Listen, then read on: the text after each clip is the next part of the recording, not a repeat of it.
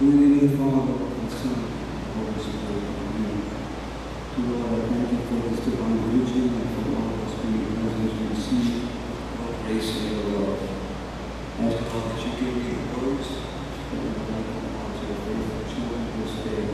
Father, Son, Holy Spirit. Amen.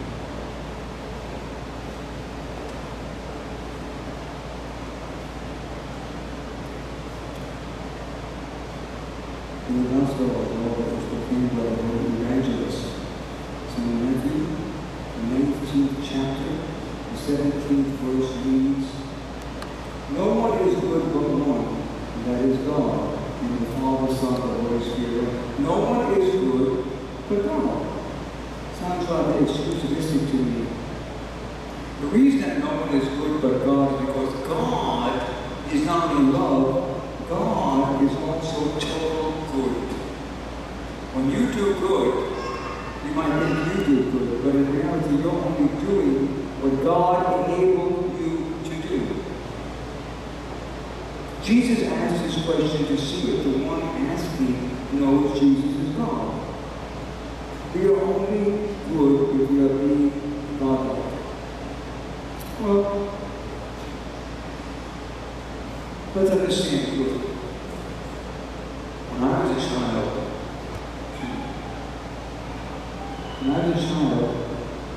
my mother, they taught us right from wrong. Now, when you come from an ethnic home, there seems to be more wrongs than rights. Anyone that is Middle Eastern background should be familiar with the word "I." I means shame. For example, if you come to church with scantily dressed, you know, like a halter and short shorts, we would call that shame. You don't do that. But you bring shame not only on yourself, you bring shame on God. That is why when Christians do wrongful acts, it's an hide, it's a shame, because they call themselves Christians. Many years ago, I read a book written by a novelist for the New York Times right now, and they say that I read the book. It's called From Beirut to Jerusalem. Thomas Friedman. I read the book, and in the book it enumerated some of the things that Christians in Lebanon were doing to other Christians in Lebanon. I took the book to the jail. It was in my bag. I came in, who was Lebanese, Christian, Maronite. And I said, to look at this ridiculous book saying that your people did some of these things in Lebanon. It's so wrong with him. What do you expect? He's not Lebanese. He said, Father, what he wrote in the book is true. I've told people for years who call themselves Christians that when they do things that are a disgrace, that are wrong, to not call themselves Christians. Because you bring shame on the word Christian. The great Indian liberator Mahatma Gandhi, and I've said this before because I was so taken with it, when asked about Jesus, Gandhi, who was a Hindu, he said, excuse my Indian accent, "Give us Jesus, keep the Christians." Give us Jesus, keep the Christians. The Ten Commandments, which we'll speak about in a minute, there are three monotheistic type religions in the world: Christianity, Islam, and Judaism. All have the Ten Commandments. Only one says that you must apply these commandments to all people. Not just the people of your own religion, all people. That's Christianity. Islam and Judaism, the commandments are to be applied to fellow Muslims or fellow Christians. So therefore, the responsibility to us as Christians, especially when we call ourselves Orthodox, Pravoslavia, which the correct way, call ourselves Orthodox, we are even more called to be correct in the way we operate in our lives. So Jesus says here that only God is good, and God is defined as being loving. And you've heard this.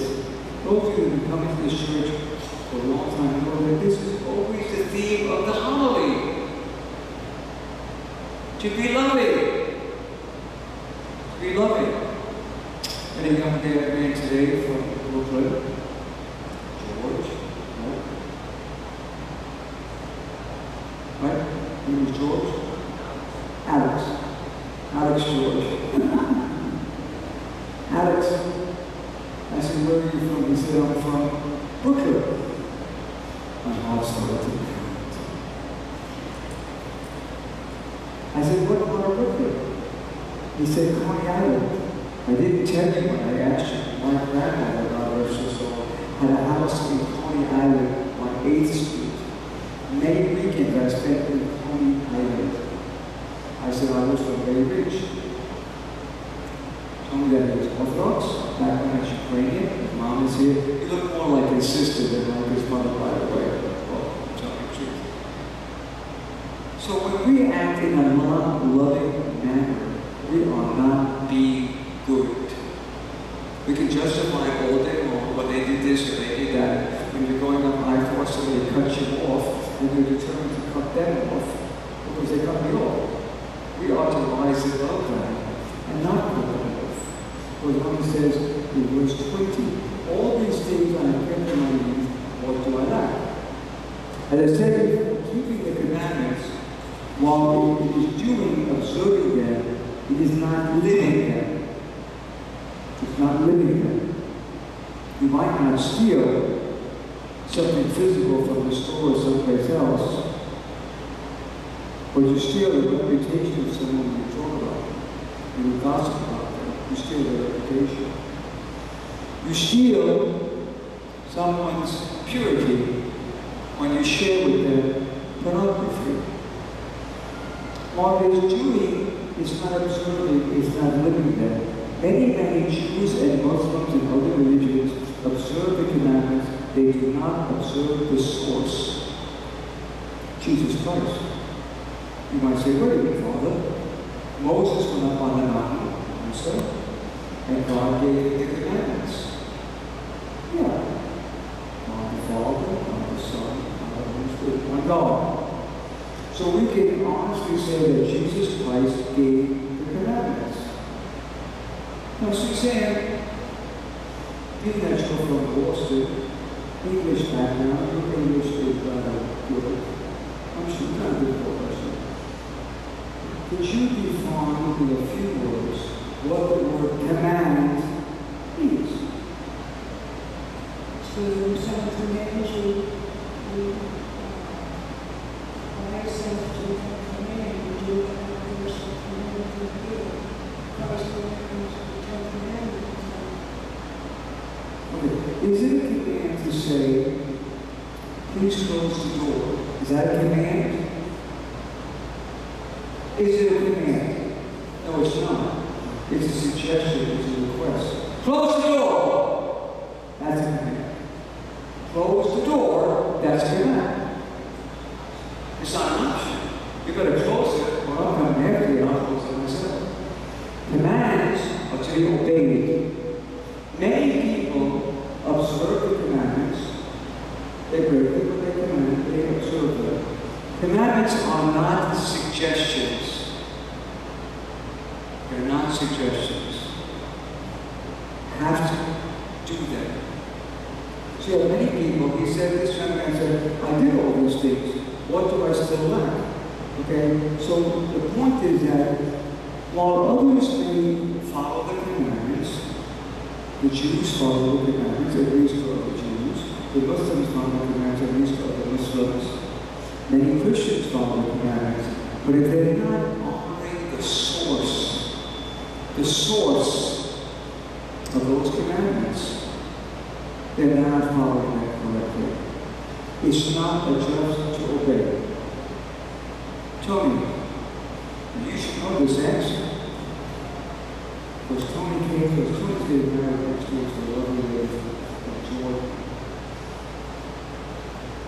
What does the word Islam actually mean?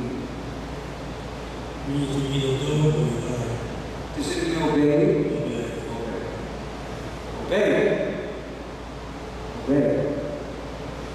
Sydney, if you are on your mother in the service of peace, and your mother told you to do something, was she making a suggestion, request, or a demand? A demand. Richard? Right? Where's the answer? Usually was a little girl, young girl, and I told her, hey, we don't need to make a suggestion. As a kid, you wrote. Of course, you know what I told you, any idea when I told her, because she shared the room with her sister Anastasia, but any idea when I told her to clean up the room, what she said? Hopefully yes. She said, what about my sister? I'm not able to discern which of this has come from you or your sister, just to clean up the room. So a command is something that we are required to do. But if you don't do it, for example, Gabrielle, letting her father, I saw rest in peace. Job's a very strong man. But when you did what your father commanded you to do, you did profusely, openly, begging, thank you. Did he say thank you? No, thank you. No, I should have already done it. Right. So a command is something that we are not only obligated to do, but we do it because when I want to steal something, when I want to lie about something, when I want to do this, and I'm thinking about him, that helps me not to do it.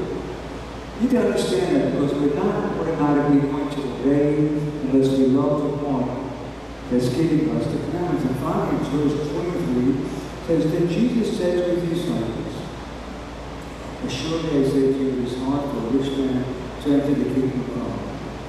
However, I say it is easy for a rich man or woman to enter the kingdom of heaven.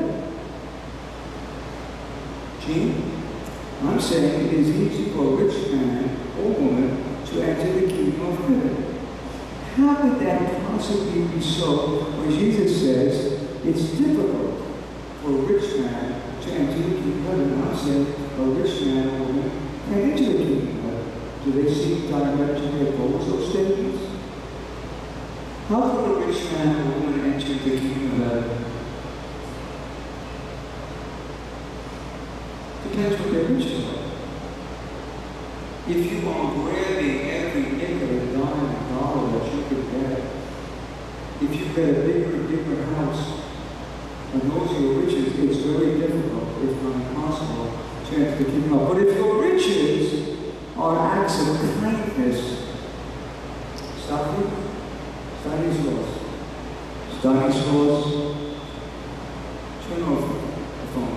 Thank you. If your riches are spiritual, you can get into the kingdom of heaven. If your riches are physical, not necessarily. One who is rich in real gold, and the Bible says that this gold is tested by fire. One that is rich in the real gold, which is Jesus Christ. Material riches cannot be taken out of the world. They can go with you many, many years. Whatever money you have, when you die, can you take it with you?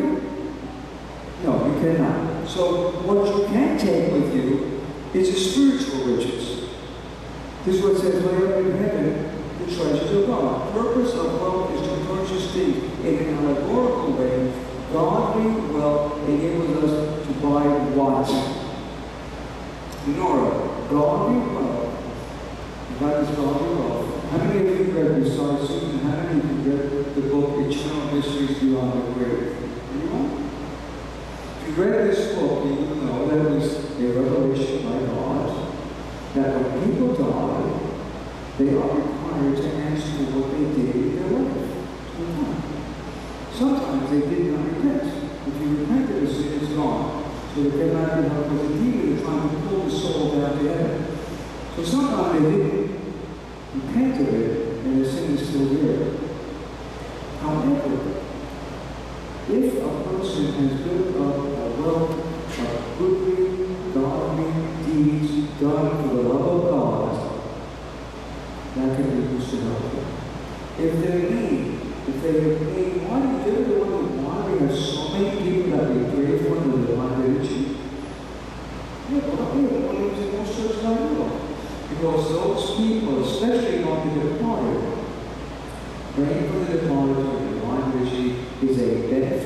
to that soul.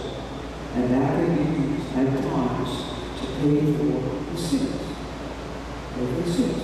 So if you've got all this spiritual wealth, and you were going to buy something, you pass away, you got this bank account with all the spiritual good things and deeds, what would you want to purchase with all that wealth?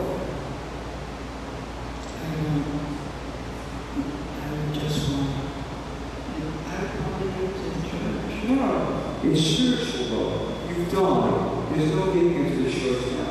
What can you use your spiritual wealth to purchase?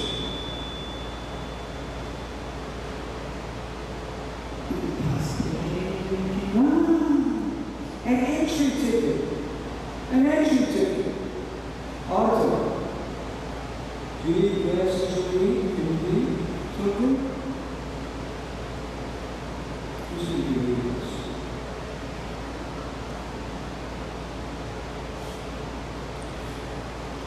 What does that say? What kind of a crazy priest has on his card the word iniquity? Like it's a ticket. So what would you use that material or non-material, spiritual wealth for to buy yourself an entrance into heaven? And have you ever gone to a sports event? Yeah, baseball, football, basketball. When you go up to the gate, they say, "Oh, pretty lady, please come in." They want a ticket. You need a ticket to get into heaven. You can only buy the ticket with how you live your life. Stop worrying about the money all the time. You can't take it with you. Well, you can put it in the coffin. No, seriously, I had a funeral about 35 years ago. A gypsy lady, she was a queen, her name was Julia. And they asked me if I would do the funeral. I asked if she was from the Orthodox Church, and they said yes. And I went to the funeral. Have any of you ever been to a gypsy funeral? Anyone besides me? You're interested, of course, you know. And the coffin was filled with money. Beautiful gold jewelry. And lots of money. I mean, $100 bills stuffed in there. Of course, when my mother saw it, God bless her soul, she thought she could really use this for the church. But be that as it may. Because why? They hoped that the money would do us some good. You cannot take it with you. You can keep it in the coffin, but you cannot take it with you. But what you can take with you is all the wealth that by the way you lived your lives in Jesus Christ, you have stored up. That's why he said to him, a rich man made up of earthly wealth can hardly get into heaven. And the last one I want to make you is, why did he say, okay, let me see, because Isaac's pretty smart. I'm going to bring some help with he's smart anyhow. Isaac, why do you think that Jesus tells a rich man to sell what he has and give it to the poor? I know that it would benefit the poor. That's not the To give up his earthly riches, so that, because you don't need your earthly riches in that. Like you say, you need spiritual riches, so why do you need that? And it's also live a life of humility. Watch this. Push me down, push me down. Push me down, push me down. Actually, that's what you're really supposed to do. They hold you back. They become a millstone around your neck. You become so concerned with how much money you have, and your possessions, that they become a weight that keeps you down. You know how to walk that people want to go to heaven, or pulls them down. I'm not telling you not to have money. Have money with you. I want you to have money. Believe that money. But that money becomes an obsession. And America is built on the obsession of money. That's why we have it on the dollar bills. In God we trust. No, we trust in the money. Have money. But if you're going to be holding on to it, guess what happens? It holds on to you. It pulls you down. It pulls you away. And that's why Jesus said, it is hard for a rich man to enter the kingdom of heaven, because he is holding, he is counting, he is depending on his money. And it doesn't